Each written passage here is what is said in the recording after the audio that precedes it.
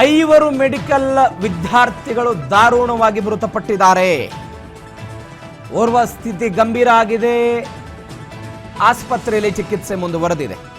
5 ಜನ ಮೃತಪಟ್ಟಿದ್ದಾರೆ. ಅಂದ್ರೆ ವಿಮಾನದಲ್ಲಿದ್ದವರ ಸಂಖ್ಯೆ ಆಲ್ರೆಡಿ ಕ್ಲೋಸ್ ಆಗಿದೆ. 242 ಜನ ಮೃತಪಟ್ಟಿದ್ದಾರೆ. ಆದ್ರೆ ಈ ಹಾಸ್ಟೆಲ್ನಲ್ಲಿದ್ರಲ್ಲ, ವಿದ್ಯಾರ್ಥಿ ನಿಲಯದಲ್ಲಿದ್ರಲ್ಲ, ಅವರ ಸಾವಿನ ಸಂಖ್ಯೆ ಮತ್ತಷ್ಟು ಏರಿಕೆ ಆಗಬಹುದು ಅನ್ನೋದು ಈಗ ಬರ್ತಾ ಇರೋ ಮಾಹಿತಿ. ಅಹಮದಾಬಾದ್ನಲ್ಲಿ ಏರ್ ಇಂಡಿಯಾ ಪ್ರಯಾಣಿಕ ವಿಮಾನ ಅಪಘಾತದ ಘಟನೆಯಿಂದ ತುಂಬಾ ನೋವಾಗಿದೆ. ಪರಿಹಾರವನ್ನು ಕೈಗೊಳ್ಳಿ ಅಂತ ನಾನು ಸೂಚನೆ ಕೊಟ್ಟಿದ್ದೀನಿ ಅಂತ ಭೂಪೇಂದ್ರ ಪಟೇಲ್ ಅವಾಗಲೇ ಅಧಿಕಾರಿಗಳು ಎಲ್ಲ ಸೂಚನೆಯನ್ನು ಕೊಟ್ಟಿದ್ರು.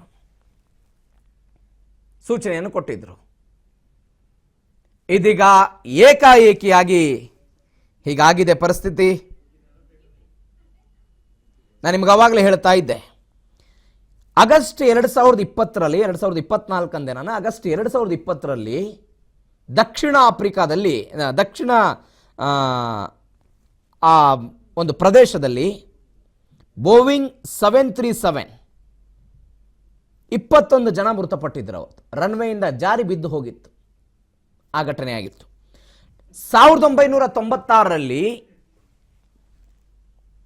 ಸೌದಿ ಅರೇಬಿಯನ್ ಏರ್ಲೈನ್ಸ್ ವಿಮಾನ ಹರಿಯಾಣ ರಾಜ್ಯದ ಚಾರ್ಕಿದಾರ್ದ್ರಿ ಬಳಿ ಕಜಕಿಸ್ತಾನ್ ಏರ್ಲೈನ್ಸ್ ವಿಮಾನಕ್ಕೆ ಡಿಕ್ಕಿ ಹೊಡೆದು 349 ಜನ ಮೃತಪಟ್ಟಿದ್ರು. ಹೈಯೆಸ್ಟ್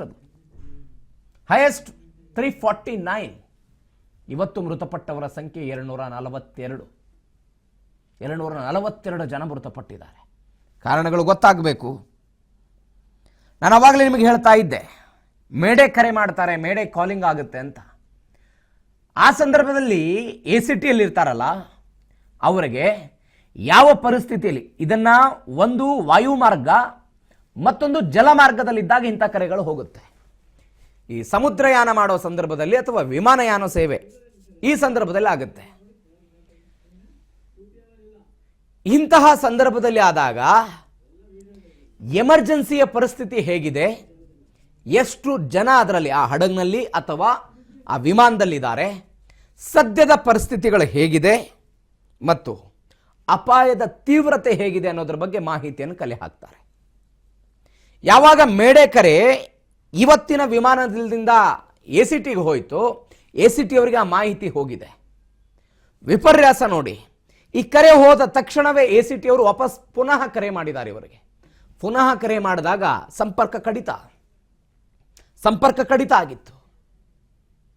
ಸಂಪರ್ಕ ಕಡಿತ ಆಗಿ ಏಕಾಏಕಿಯಾಗಿ ಎಲ್ಲ ಘಟನೆಯಲ್ಲಿ ಅಗ್ನಿ ಅವಘಡ ಆಯಿತು, ಕಟ್ಟಡಕ್ಕೆ ಇದೆಲ್ಲ ಬೆಳವಣಿಗೆಗಳಾಯಿತು. ಎಲ್ಲವೂ ಆದ ನಂತರ 242 ಜನ ಇದೀಗ ಮೃತಪಟ್ಟಿದ್ದಾರೆ.